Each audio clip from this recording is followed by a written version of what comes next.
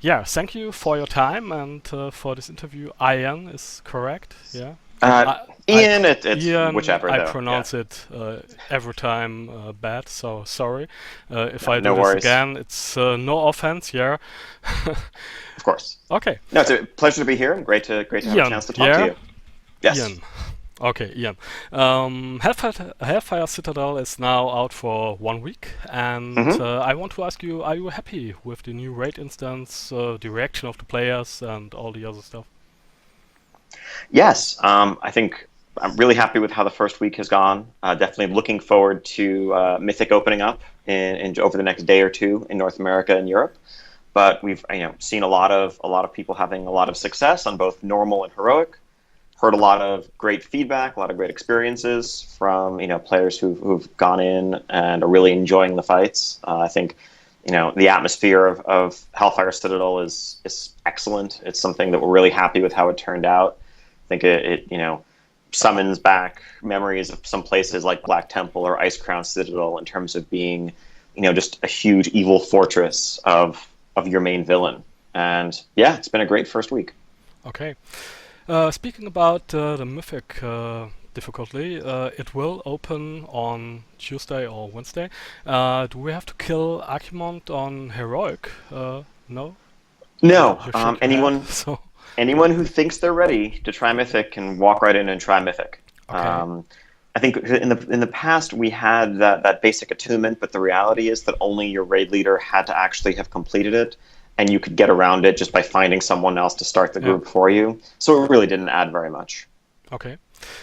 Then, talking about Archimond, the encounter will hmm be the last on Mythic difficulty. You gone away from the system in Blackrock Foundry where you have to choose your direction. You can not walk directly to Archimond after you kill, let's say, Socrata or something like this. Is this the way you wanted this new raid zone a little bit more linear?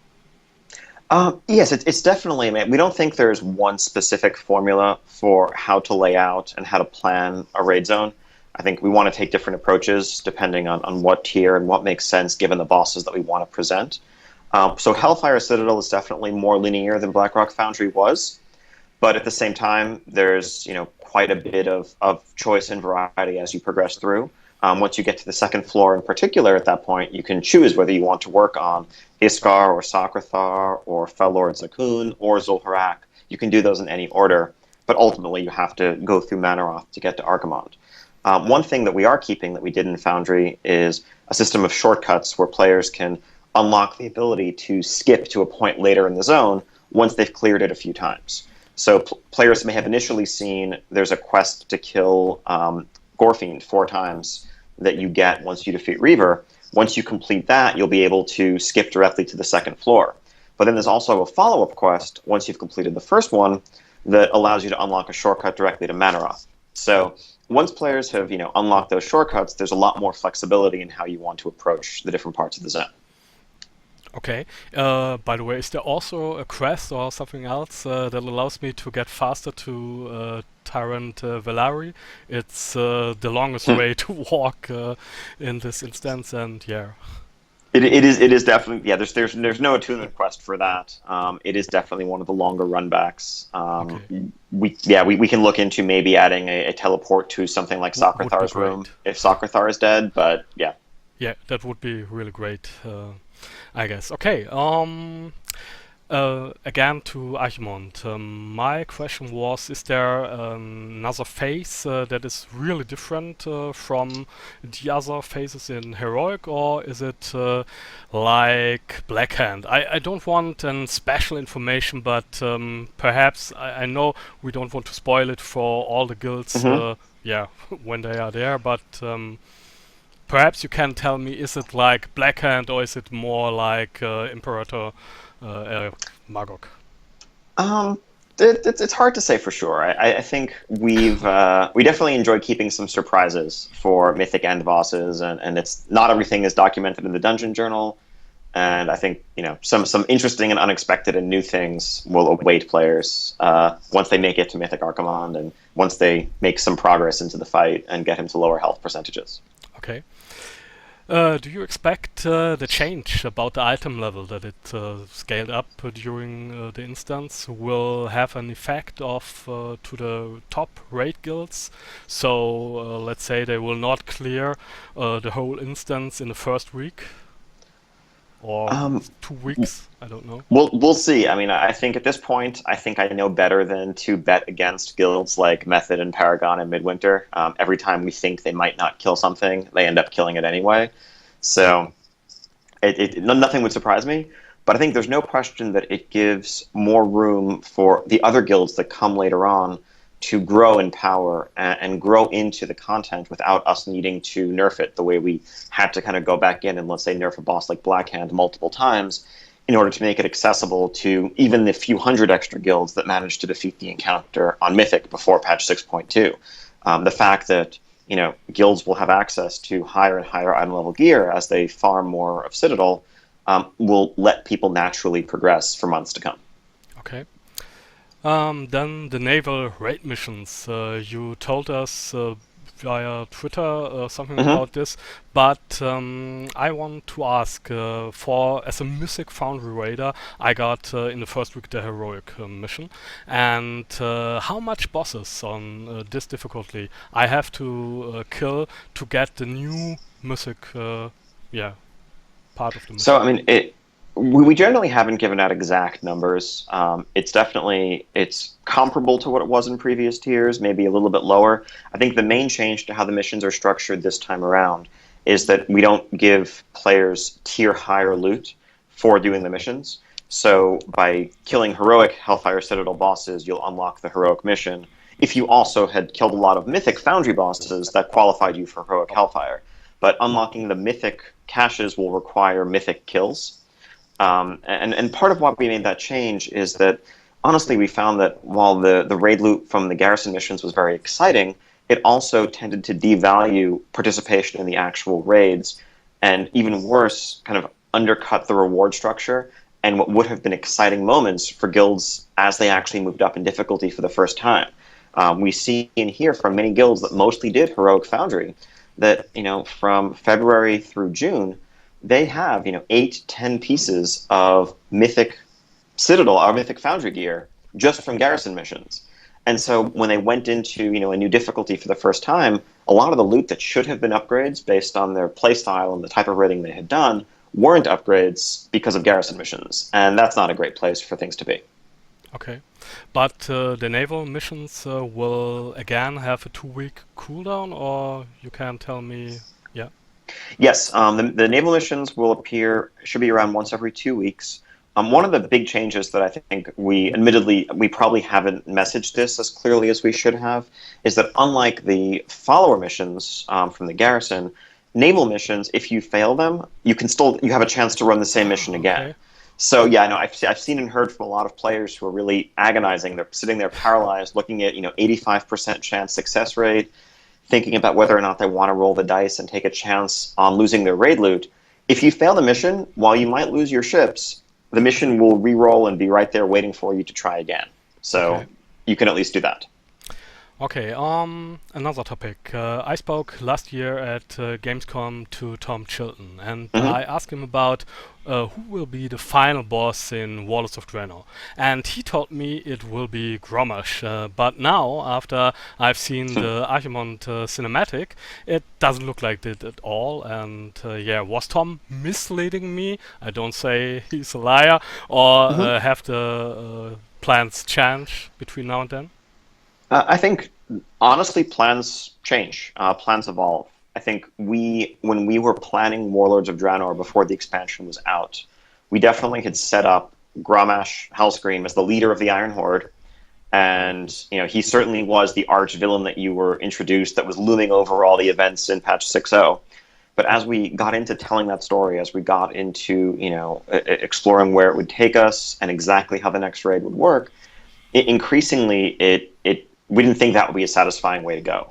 Some of it is that players had just finished a raid zone largely full of orcs. They had just killed another Hellscream in Siege of Yes. Orgrimmar not too long ago, and that ultimately, the real evil behind this, and to some extent a potentially more interesting character, is Gul'dan and the influence of the Legion. So while certainly the remnants of the Iron Horde and the direction they've taken represent a great threat, we're excited to have Archimonde as the villain of this patch. Okay. So he won't appear in the next patch and hey, now I have fight alongside you in Hellfire Citadel, but now I want to crush your brains. No. Okay. You never know what the future will bring, but I don't think it's likely, no. Okay. Let's talk about the legendary quest line. In a situation when a raid group lost a key class, let's say a discipline priest, and existing raid members try to fill this with a new character or a character he don't play a lot, the legendary quest won't be ready.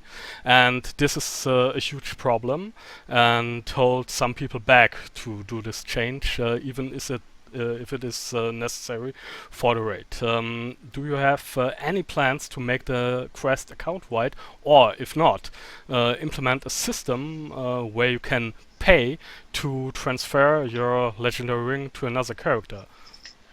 So I think we don't have any plans to make the quest account-wide. I think that what we've done is offered catch-up mechanisms on a couple of different levels. So first off, if one character in your account has finished a step of the quest, all other characters in your account get bonus drops from doing the content that will make it faster for your alts.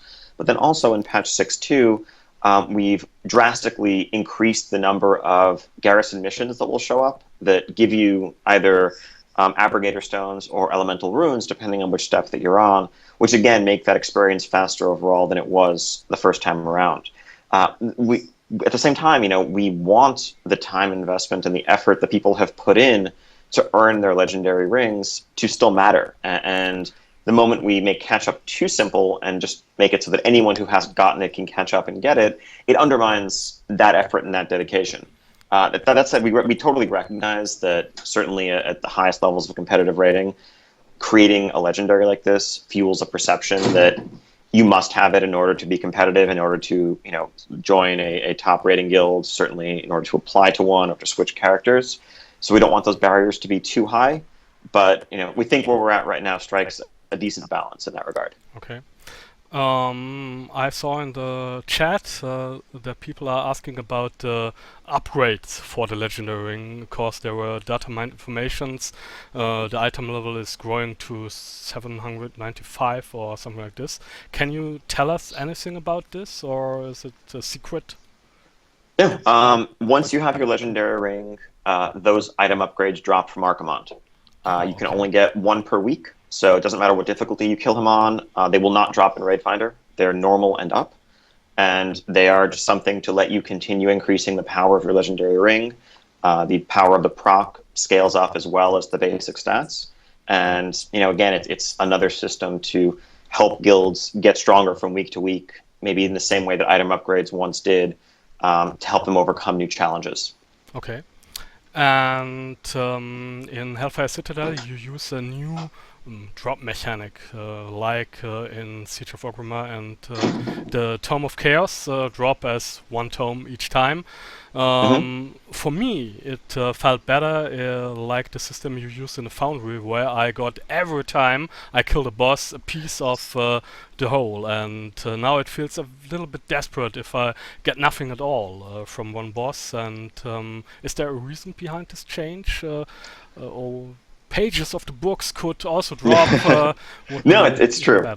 Yeah, that's a fair point of feedback. I think, on the other hand, some players looked at just the sheer number of runes that the last quest asked them to get, and even though you got some from every kill, just the number 900 felt very large.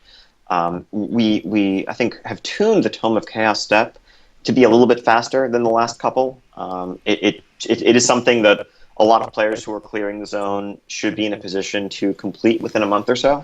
It's not meant to be a multi-month grind, but we'll look at the drop rates, and it's definitely a valid point of feedback that it does feel better to always get at least something rather than have the RNG of 1 or 0 where you feel like you can get a string of nothing to show for your effort. Yeah, the gap between some players is huge in this part. One guy of our raid got 2 tomes, and the other guy 7 after killing 11 bosses. So yes. Yeah, That's I not. think what we do hope, I mean, 33 is a large enough number that over the course of multiple weeks, that should even out. Obviously, with the game played by millions, there are going to be some people who are tremendously very lucky and some who are unlucky at either extreme end of the spectrum. But for the most part, I think we'll expect to see a pretty steady average. Okay. You told me the drop rate for players who got the legendary or the quest completed on one character got Hmm. more from each bosses, and you increase it again in 6.2. Cause I tried with alt, and there are still 13 and 31 from the bosses, so no change at all. We didn't increase it further beyond Ah, what it okay. was, but Only the that's just a four. catch up. Yeah, it's a catch up system that's been in place since the beginning. Ah, okay. The new change in 6.2 was the much more common garrison missions that can let you get some extra ones outside your weekly raids. Okay. Yeah, the first heroic week of the new raid here is a great opportunity for you to see all the classes in action. Will we see Yes. a larger number of class changes at the end of this lockout? And if we will, can you give us a preview and explain something? Cause you have more here you can spread around at least on Twitter or something like this. Yes. I don't. I mean, I actually don't think we're going to see too many more pure class changes in the very near future. I think the first round of changes we made after the first couple of days, bringing Frost Death Knights down a little bit, bringing fixing a bug that was affecting BM Hunters pretty badly, bringing Enhancement Shaman up. Those were based on the outliers on either end of the spectrum. But in terms of class performance, we've actually seen a pretty good mix from fight to fight. It's not the same class winning every fight. There are some fights that certain specs shine on, other fights that different ones win, and that feels pretty good. The one thing we probably are going to be tweaking within the next day or two, and I'd keep an eye on hotfix notes there, are some of the trinkets. We want to make sure some of the Archimon trinkets are more universally desirable. There are some that are, a couple that are too good, but more actually that are on the low end of the power scale. And we want those to feel exciting. Maybe a couple of tweaks to set bonuses still up in the air, but it's more items, I think, that not that many players have had a chance to get yet that we're going to adjust rather than classes themselves. I think items drive class balance perception in interesting ways. I know, a lot of players have looked at simulation data from sites like SimCraft Yeah. and used it as sort of clear evidence of massive class imbalance. And I'm not going to argue that things were perfectly balanced, but actually the classes themselves, in terms of their basic mechanics, in most cases, were pretty close to where they should be. It was just that there were often just a handful of items that could really skew the data. So, for example, Strength DPS Trinket, the Empty Drinking Horn, that was massively, massively over budget and disproportionately benefiting some particular specs like Ret Paladin, Single-Minded Fury Warrior, Dual Wield Frost. And that one trinket was making all strength plate DPS win over everybody else. When it's not that the class is too strong, it's just that we got the numbers wrong on this one item that's only usable by that class. And so, I think it's important to keep a broader sense of perspective. Most people don't have these items yet. They might have one of them, but we're going to get those tweaks in as soon as possible so that, when players are thinking about how they want to assign their loot and how they want to handle that, all the information is constant and predictable. Okay. I play a Brewmaster Monk, and Hmm. so I want also ask you how happy you are about the balance between all the tank classes out there, especially about the Prot Paladin. In my opinion, it's a little weak if you compare it to the others. Okay, I got nerfed, but that's okay. I totally understand it was yeah, too overpowered, but the Prot Paladin seems to me a little bit undertuned. I think we've looked at data from PTR in particular. We saw all the tank classes used by a wide variety of guilds, different levels of doing the content, and we don't think there are any huge outliers right now. Prop Paladin is something we're certainly keeping an eye on. I think in reality, one of their greatest strengths is just the mechanic of an on-demand shield wall and a relatively short cooldown. That while someone like a Death Knight may have larger long-term survivability, the prop paladin often has a counter to mechanics that happen every 10 seconds or so. They can effectively have a cooldown for every single one of them. And there are often things that a warrior may not be able to shield lock because of the nature of the mechanic. So there are some trade-offs there. But overall, I think we're satisfied with the tank balance. Brewmaster was the clear outlier on the high end for tier 17, and a lot of that was because of how stagger worked and the ability to stagger mechanics that bypassed armor and that other tanks were seriously threatened by a monk could just laugh at, and that was the main focus of our correction. I totally understand that. Okay, now let's speak about the reaction that we and perhaps also you get from players who play the patch and World of Warcraft in general. There are different player types. I, for myself, am a raid-focused player. Yes. And Warlords of Draenor is on this side very fine, and I like it very much. But other players don't want to do organized raids and want alongside with daily quests something different than simply level the next alt. And most of those players are complaining at the moment that they don't like the game anymore. What is your opinion about it? Have you any news for those players? Single player content or something like this? We've definitely been hearing a lot of, that wide range of feedback from the community. I think certainly, as you said, people who primarily in Mists of Pandaria, let's say, enjoyed just doing outdoor content, doing solo daily quests, leveling alts. They felt that there wasn't enough depth to the content in Draenor. And a lot of that, as I've said in some earlier interviews, was derived from, the garrison, kind of some rewards that were traditionally found in activities out in the world were pulled into the garrison because of the expansion's focus on that piece of content and that feature. In patch 6.2, we think we've taken steps towards moving to a better place for those players and for the world as a whole. Tanan Jungle offers, I think, a lot of exciting new content for players to check out. There's more of that variety of daily quests, different enemies to fight, rewards to obtain, a bit of that Timeless Isle feel in getting the baleful items rather than timeless gear, and things to work towards. But that said, we know we can go farther. One of the challenges of working on a game like World of Warcraft is that the content that we make takes a long time to develop. Tanan Jungle is something that we started working on literally the second we were done with Warlords of Draenor shipping expansion, before the game was even in players' hands. Tanan quests and the Hellfire Citadel raid are something we were working on in November of 2014. So that limits us a little bit in our ability to immediately and directly respond to player concern, to player criticism, to player feedback. And I know it can fuel this perception that we're not listening. We are listening. The problem is that we often can't completely apply the lessons that we're learning to the thing that players are getting next. The reputations that we added, some of the daily quest structure, and what we've added to Tanan towards the end of the PTR cycle reflect some of those lessons. But from the ground up, the content was designed in the same general mold as Warlords of Draenor expansion shipping content because we started making it last fall. I think the next things that are coming in the future and what we're working on now, I think will probably be a lot more to many players' liking. And I think we've taken that criticism, we've taken that feedback to heart. And I look forward to, in the future, being able to talk in more detail about the things we're doing that should make players happy. So also single players, I would call them like this, will see perhaps some content. I for myself made I have some ideas about it. Perhaps you remember Wrath of the Lich King and the Bedred Hilt.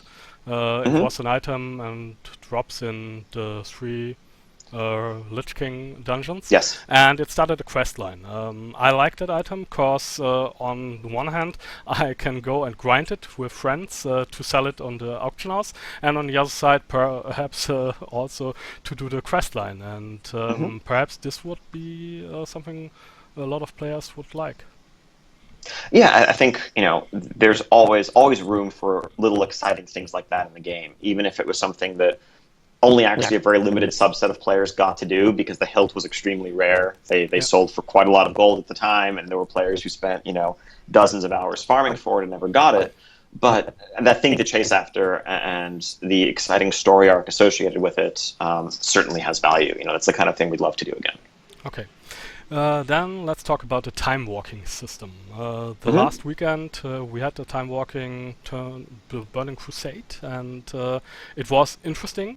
But there was some reaction from the players. They wanted to, yeah, the instances be a little bit harder, Yes. more like the old heroic content. Hmm. Can you tell the people? I can imagine why you don't do this, but if I have to do 5 times those instances on a very hard mode, yeah, it was not that much fun. But perhaps you have the reason behind it.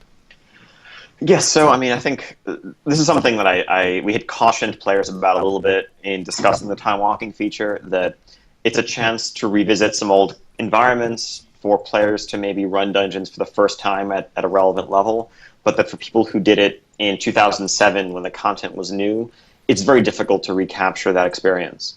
And it's not just the tuning target. Obviously, tuning for random match-made groups through Group Finder is something different from our perspective than what Burning Crusade Heroics were tuned for, where it was, manually formed groups through trade chat of generally players that were, more experienced and more coordinated.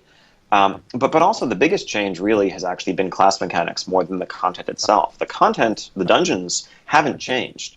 What has changed is that classes have so many more capabilities. I think if we wanted to give you the authentic Shattered Halls experience, we'd have to say that you're only allowed to tank with a Prot Warrior.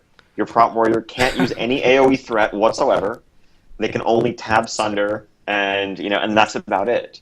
It was core things like that that are what made those dungeons so challenging at the time. Few people had AoE, few people had AoE threat, and I remember as a healer running Shattered Halls, years ago, with the biggest scary thing about those 6 pulls or 7 pulls was if I healed the tank too much even, 1 or 2 of those mobs were going to peel off and kill me. That's why you had to use CC, not because the mobs were so dangerous, but because a Protection Warrior in 2007 literally couldn't tank 6 or 7 mobs at the same time with the toolkit they had available to them. So without completely redesigning the dungeons, it's hard to go back to that. That said, there's no question that I think some of the dungeons that are out there currently are a little bit on the easy side. I think Black Barass in particular is probably not my favorite time walking dungeon. That can probably use some more adjustment. I think you end up just feeling limited by the artificial spawn rate of the portals rather than the content itself. Whereas something like Arcatraz, I think actually holds up pretty well. And a couple of the groups I was in over the weekend definitely wiped the trash in Arcatraz a couple times. Well, I guess in Shattered Halls also, if you Mm-hmm. pull too much there, you got serious problems. Yeah. Will we see more Time Walker dungeons from Burning Crusade and Icecrown? My favorites for Burning Crusade would be Shadow Labyrinth and Magissus Terrace, and the Icecrown instances for Wrath of the Lich King. Yes, those are definitely on our list that we'd like to add. I think what we're planning to do in the future is to add another time walking weekend that covers Cataclysm dungeons, as well as expanding the pool of available dungeons so there's a bit more variety, and also a chance to revisit some of those old favorites like Shadow Labyrinth. Okay. Is there any chance to see a time walking raid event, let's say like Molten Core, but without a raid finder system, so that you have built your own group in the group finder, let's say on the normal difficulty, and I would like personally to visit Karazhan again, and like the Hmm. loot will be scaled up, like in the time walking dungeons? There's definitely a lot of interesting potential for that sort of thing. I think figuring out where it fits in terms of reward structure is a big part of it. Once you start to require players to manually form their own raid groups, that alone limits the activity. I think we've seen, with Mythic Dungeons, asking people to form a 5-player group isn't actually that huge a hurdle to clear, and a lot of people will do it. But if you need to get together a full raid group, at that point, most people are likely going to just be doing our current raid content. If you have, 10 plus people who want to raid, well, why not go to Hellfire Citadel? And so then the question is, who's the audience? Where does the reward fit in? Is this something you should be doing instead of Hellfire Citadel? Is it something that you do to prepare for it? If we can, talk through and answer some of those questions, there's definitely, a lot of potential in revisiting some awesome places from the past, like Karazhan or Black Temple or whatever. Yeah, I think if you're doing this in this event system and don't open up them all the time, Hmm. that would be okay. If you would open up Yeah, them all the time, that's not a good idea. So, uh, yeah, that's a good yeah, idea with interesting. all the I bonus could, yeah, points. I could see a time walking raid weekend event. Yeah. Okay, then a European question. There's currently a Hmm. problem with the European group finder, because not everybody in Europe plays with their native language. For example, I for myself play with an English client and not a German one. And Yes, now in patch 6.2, you can choose your language. So I can choose German or English or something like this. But there is a, I would call it bug in the client. I can't unmark the English language. Are you aware of it? I know you don't see it as interesting. a problem in America because there's only this Yes. one client.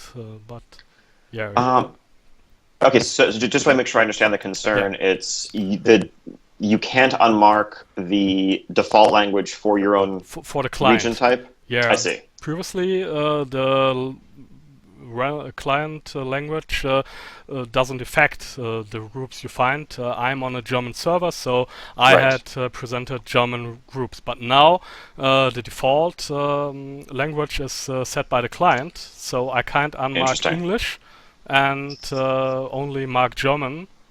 That's not. That's a point I'll definitely bring up. I think it was something actually that change was made in patch 6.2 based Yeah. on a great feedback thread on the European forums, where players were raising the general issue of the inability to play with players and see groups from other regions. And so we wanted to give some flexibility to pick what you wanted to see. I can't think of a good reason off the top of my head why you'd be unable to turn that off. There may be Yeah. some technical limitation, but I will definitely ask about it. Okay. Would be great.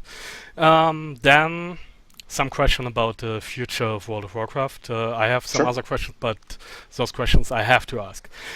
I know you probably won't answer this, but any expectations how long we have to wait to see flying? The flying Um, patch 6.x? I don't know. yes, 6.2.x. We should be getting that patch up onto our PTR in the very near future, like within a couple of weeks, and that's our goal anyway. And from that point on, it's just going to be a matter of just finishing up some development work on it, letting players test it, give us feedback on issues they encounter, and it's something we want to get in players' hands genuinely soon. Okay. Not months and months from now, but more a matter of some weeks. Some weeks, okay. I know, again, you won't answer, but will this right here, the Hellfire Citadel right here, the last in Warlords of Draenor? That's something right now I think we're focused on patch 6.2. Look forward to talking about what we're working on next, Okay. and hopefully we'll be able to do that in the future, but not right now. Sorry. As in compromise, perhaps you can tell me then if I have to wait more or less than 6 months before we get the new raid content. We will have exact details on this in the near Okay. future. You know that dates are a tricky thing. We hate giving dates, but we're hard at work on exciting new stuff, and I can't wait to share it with everybody. Yeah. Do you have any information about the fate of Gul'dan? Is he dead? Is he alive? That's a good question. I think. Yeah, then, okay, one other question. The Recruit a Friend program, is it updated to Yes, level 90? Is that correct? I hear rumors about that. I believe. I believe so. I'm actually not 100% sure, Okay, so I don't want to give misinformation there. okay, no problem. Then we had a token problem in this week. You heard about it, I guess. Hmm. What was the reason behind the decision to drop so few tokens in Hellfire Citadel? 22 players only get one token is a very bad decision, in my opinion. I Yes. totally understand that you don't want them to farm out for the first mythic, but No, it's so the problem is we didn't want so we felt that the token dropping bosses in some past tiers simply dropped too many pieces of loot total because the tokens were separate and a boss could drop 4 or 5 regular items and then 2 or 3 tokens, and getting 8 pieces of loot or something from a single boss just felt extreme. We wanted those bosses to be more rewarding than the other bosses, but it was a little silly that going from, let's say, Hansgar and Franzok to Flamebender Kagraz, that Kagraz dropped so many more items. So we broke them out into separate pools, but then separately, when determining the number of loots to drop for raid size, each category in terms of the non-set pieces and then the set pieces could roll separately. So at the extreme ends of the spectrum, we would hear, let's say, Cormrock, for a group with 15, 16 players, he could either drop 2 non-set drops and 1 set piece for a total of 3 items, or he could drop 1 item. Yeah. Because he would roll 1 instead of 2 for the non-set and 0 instead of 1 for the set. That's just, honestly, a mistake on our part. We didn't think through exactly how the numbers would work closely enough, and we realized pretty quickly, that this was a problem within the first day or two, but once so many guilds had gotten out there and started already killing the bosses for the week and were locked to them for the week, we realized that it would be tremendously unfair for us to just change it midweek and reward guilds who happened to kill the boss on Friday over those who killed it on Wednesday. Okay. So as of the new raid reset coming within the next day or two, those tokens should be more generous all around. I completely agree. If you have 20 or more people in your raid and you don't even get 2 tokens, that feels terrible. That should never happen. Okay. Then again about a legendary. We waited all for a normal legendary. Let's take like the Warglaives or the daggers. Will there be ever in the game again, or do you only skip them because of the quest line? If you see the Fangs of the Father quest line, must be much of work. So. No, it's not. I mean, it's not the work. We know that it's tremendously exciting for players, and it's well worth the effort that goes into making those custom events. I think it's part of it is a challenge. The challenge of figuring out how it fits into our itemization and our class balance and the way the game works today. I think that our later legendaries, I think some people's fondest memories go all the way back to things like Warglaives or Atiesh or Valinir. Where there was a mix of either extreme luck or back then, guilds working together to get 1 or 2 people their legendaries. But I think even that model, if you look at the end of Cataclysm, if you look at something, like Dragonwrath, that became a problem in many of the same ways that today's legendaries are problems, in that if you were looking for a guild as a caster in patch 4.3 for Dragon Soul, if you didn't have a legendary staff and you were trying to join a heroic raiding guild, you had a significant challenge facing you. If I imagine how something like Warglaives would work out today, it's interesting even looking at people's reactions to how the weapon drops from Archimonde work out, and how it's seen as quite problematic for just a few specs to have a weapon that's 5 item levels higher. Yeah. I wonder how that plays out if we say, okay, actually you can get Gorehowl, and Gorehowl is a legendary 2-handed strength axe, and if you are a Death Knight or a Warrior or a Red Paladin, you are just going to have the potential to do far better than any other damage dealing spec in the game because you have a legendary weapon. And furthermore, the top guilds are going to recruit only people who have those weapons. If you are a rogue, you are less likely to get a raid spot because your guild might be bringing 3 Gorehowl wielding plate DPS instead of you. All of those things are not particularly good emotions, and while there's this exciting fantasy of getting a legendary weapon and wielding it, we want to make sure that, particularly given that historically our legendary weapons have been content that was targeted at sort of the higher end of organized raiding in terms of what went into obtaining it, that we weren't actually making the game worse for the organized raiders who are getting that experience. So it's something we continue to think about. We know there's a strong fantasy there and a strong desire to wield some of these incredible weapons, but we're looking and thinking about the right way to make it happen. Yeah, I like the color orange, so it would be fine if it drops again. No. Okay. You said on the Wowhead interview your favorite encounter is Gorfiend. Any raiding done at the weekend, and do you change your mind because you told us you want to raid more and see more of the encounters in the Hellfire Citadel? Yeah, I have a lot of There are a lot of encounters I like a lot, both from a design perspective and as a player. Gorefiend is still really high on my list. I was just doing Tyrant Felhari over the weekend, and also really enjoy that fight. I think it has some elements that remind me a little bit of like Reliquary of Souls from Black Temple, with the different auras that change the rules as you progress through the fight and change how you have to approach the boss. I also just like the idea of how it plays on paladin class mechanics and makes kind of evil, twisted versions of common paladin abilities. But some pickup groups have very much problems at this special encounter. My guess was Iska, Yep. honestly. That must be terrible in pickup groups, but also Goffin seems pretty much a challenge in a pickup group.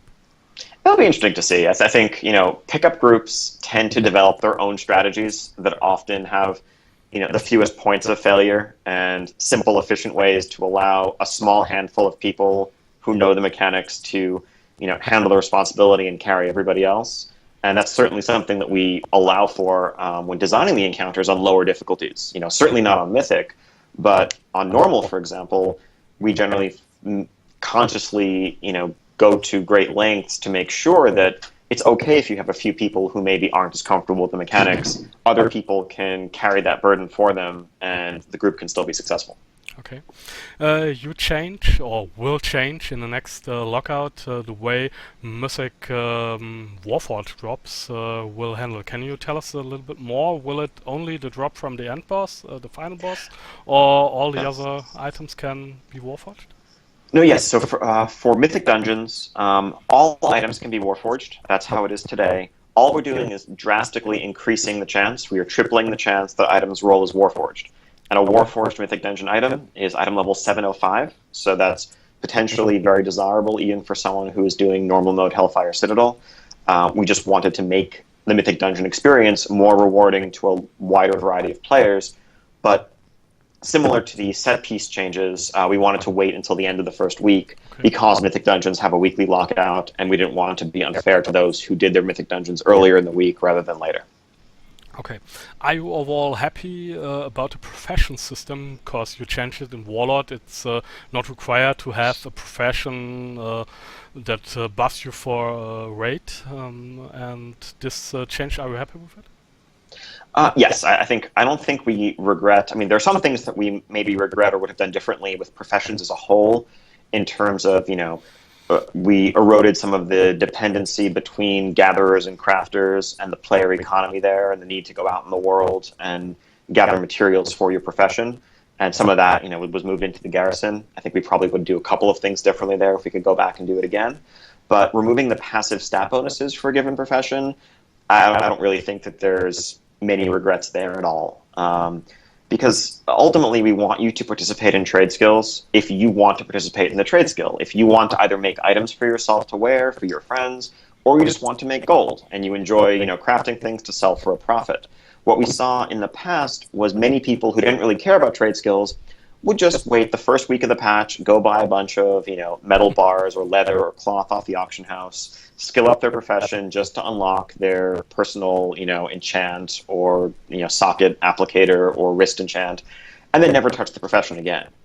We don't really think there's a whole lot of value to that, and I don't think anyone really misses it all that much. Okay. With the Garrison campaign, you began to do an episodic storytelling in Warlords. I would like to see that you go a little bit further and do a really self-explaining story over a few months, perhaps between patches. So the story changes and some areas changes. You can do that with the phasing mechanic. Let's say every Monday a new episode out. That would also be a reward for the normal players if you put in some shiny epics over the time. That would also reward some of the other player bases. And is that a possibility? Yes, definitely. I agree. I think there's a lot of value to that. We've had success with that type of content in the past when we did it with things like the Isle of Thunder, and certainly looking at other games that are out there right now, whether it's Star Wars, Final Fantasy XIV. There's a lot of really cool stuff that people are doing with storytelling and story arcs that are within an MMO gameplay experience. Something we'd love to do more of. Okay. Then let's get back to the classes. Is there something in the future you want to do about the majority of absorb healing classes? For example, our discipline priest could make it this evening in the first hours of the raid encounter. Felt very terrible without him, and yeah. Well, the rest of your healers probably had more fun because they had more to do. Yeah, I wouldn't call it fun, but well, yes, I think it's something we've touched on a little bit in the past. I think the change to the overall healing style compared to Mists, I think, has reduced the power of absorbs a little bit. Disc Priests are not quite as mandatory and as powerful as they were in Mists of Pandaria, but the nature of a healing spec that is entirely centered around absorbs, I think, is difficult to fit within the healing game of WoW as a whole.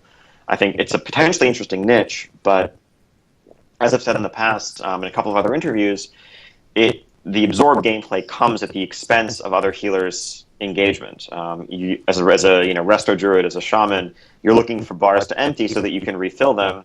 Having a disc priest prevents that from happening in the first place, and it's both a unique benefit and something that makes us as encounter designers have to make damage burstier and have to take measures to almost assume or counteract, at least at the higher difficulties, the presence of a disc priest. We don't want to get rid of absorbs entirely, and we don't want to get rid of the feeling that disc priests are unique, but I think in the future, there's probably more of a balance that we can strike around the identity of disc priests that includes absorbs, but isn't so completely defined by them. I think it's problematic that if you look at successful top discipline priests, so many of their casts are just straight power word shield, and one of your main functions is just to blanket absorbs as much as possible, rather than use the more diverse tool set that you have available to you. Okay. Yeah, one question from the chat is about the cost for the shipyard, the ship equipment. If you have to power them up, you need the equipment, and they cost 500 garrison resources each. Are there any plans to reduce the costs in a hotfix, or are you happy with the costs? Not currently. No current plans to announce, though we're definitely keeping an eye on how the shipyard and garrison economy as a whole is working in terms of people's oil supplies, people's resource supplies, and the back and forth flow between them. I think it's interesting, 'cause part of the assumption there is that you need to maximize your chance on every single mission, and the system, from our perspective, the way we'd imagined it, wasn't designed that way.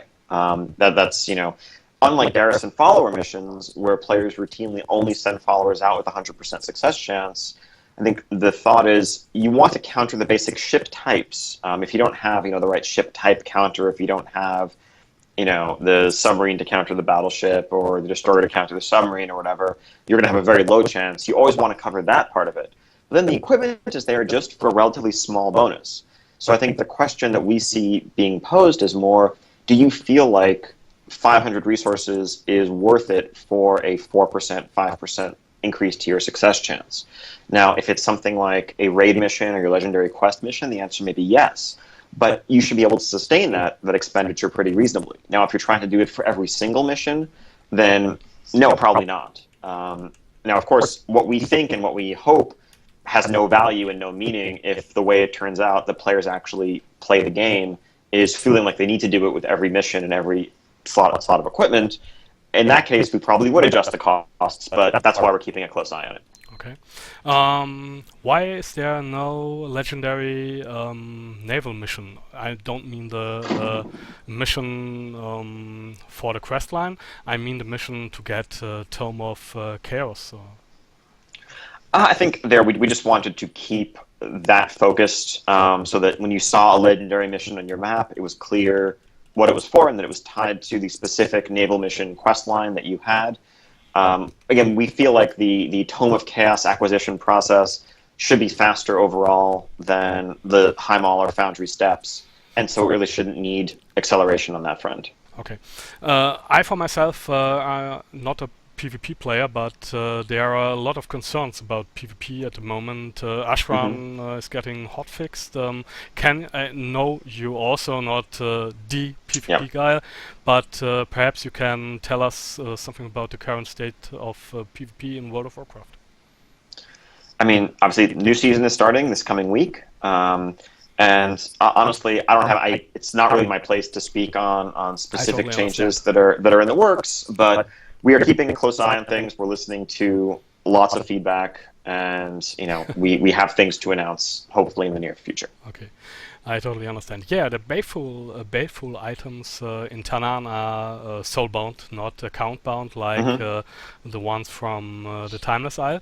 Any plans to do that in the future, to make them account-wide?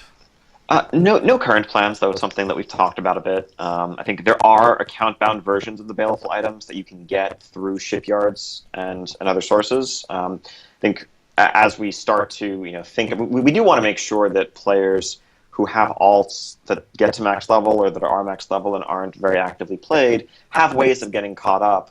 And we think that currently, between just going out into Tanan, between the garrison mission system, between the BOA items that are available, things like time walking dungeons when that come around, there are plenty of ways to get your alts ready to jump into current content. So there isn't necessarily a pressing need for that. But at the same time, we recognize that compared to Thomas Isle, when you're out questing in Tanan as a raid geared player, all the baleful items that you see feel like they don't really have any use or purpose to you, which doesn't feel great. So it's something we're discussing, but no current plans to Not at the change that. moment. Okay. Yeah. Yeah, I have to admit I'm running out of questions, but we are here for 1 hour, so Hmm. we perhaps at the end. But is there something else you want to tell us about? Yeah, patch 6.2, or yeah, something that you want to tell about this patch to the players? Honestly, nothing comes to mind that we haven't covered in the questions already. It was a Ah, pretty thorough round of questions.